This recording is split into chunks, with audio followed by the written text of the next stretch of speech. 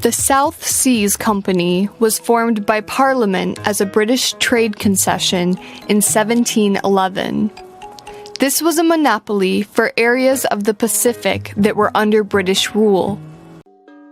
Publicly unknown at the time, members of Parliament had bought the capitalization bonds for South Seas at £55.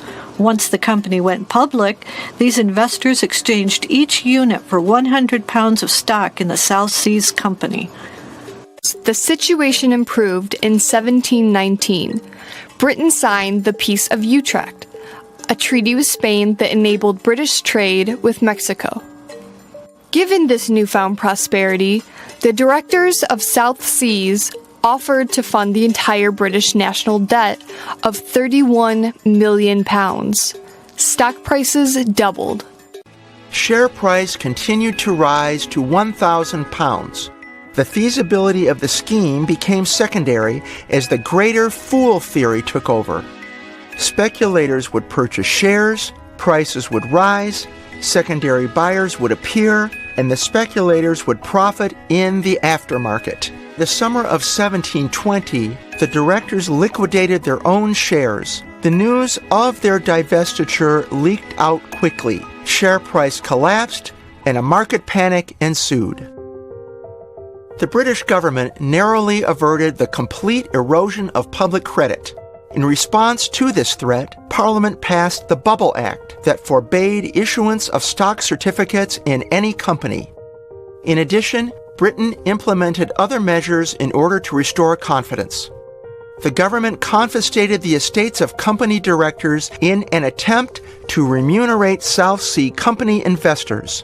We have to step back in time hundreds of years to reach the real heavyweights. At number 3 and 2 respectively are the South Sea Company, worth $4.3 trillion, and the Mississippi Company, worth $6.5 trillion. In summarizing this bubble, let's analyze the events. First, there was a pent-up demand for investment opportunities. Second, the government sponsored a trade concession monopoly. Third, inexperienced management failed to create any real value for the company. Fourth, war and the entry of new competition exerted external pressures on the firm. Fifth, graft occurred, which involved members of Parliament in an effort to pass legislation that was advantageous to a private company. Sixth, dilutive stock dividends and new dilutive stock issues were sold on generous terms and margins, while insiders manipulated trading that included the dumping of shares.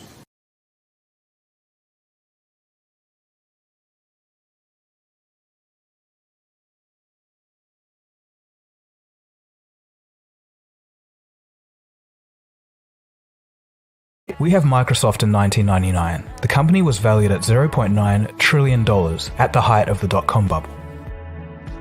We have Standard Oil. In 1900, this company was worth $1 trillion. Standard Oil was soon broken up by the American government into, well, pretty much every major American oil company.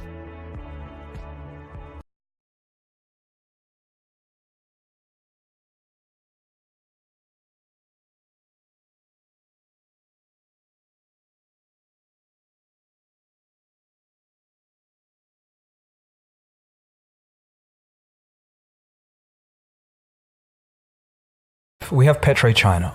In 2007, they were valued at $1.4 trillion, and this was right at the peak of oil prices just before the GFC.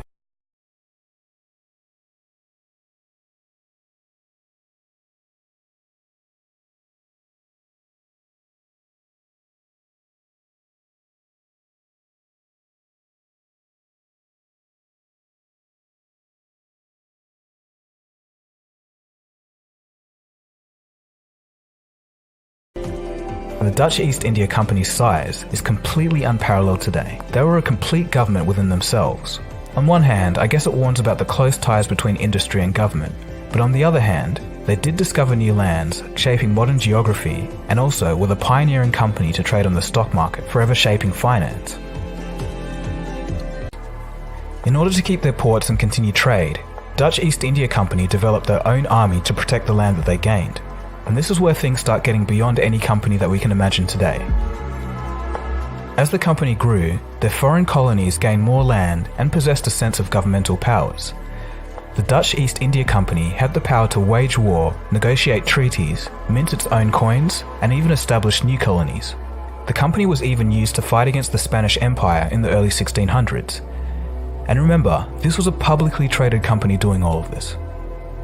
It doesn't stop there though. There were also expansive sailing expeditions that resulted in the discovery of new land. As it turns out, the Dutch East India Company actually helped shape the geographical knowledge of the modern world. They would stay operational for 2 centuries and had effectively transformed itself from a corporate entity into a state and then an empire.